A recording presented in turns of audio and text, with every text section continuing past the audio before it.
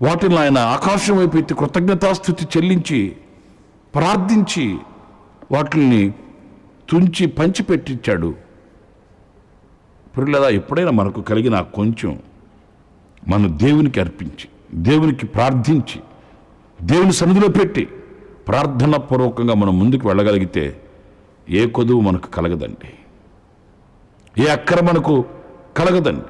వాక్యంలో మనం చదువుతాం, ఆకాశ పక్షులను పోషించువాడు ఆయన నిన్ను పోషిస్తాడు, అడవి పువ్వులను అలంకరించువాడు ఆయన నీకు సమృద్ధిని కలిగిస్తాడు. ఈ విశ్వాసం మన హృదయంలో కలిగి ఉండాలి. ఆయన మీద ఆనుకోవాలి, ఆయన మీద ఆధారపడాలి, ఆయననే గురిగా పెట్టుకుని ముందుకు వెళ్ళాలి. మన చేతుల్లో కలిగిన కొంచెమేనైనా దాని విశ్వాసంతో మనం పొందుకోగలిగితే గొప్ప దీవెనకు మనం పాత్రలు కాగలుగుతాము. అలాంటి కృప దేవుడు మనందరికీ అనుగ్రహించుగాక. ఆమేన్.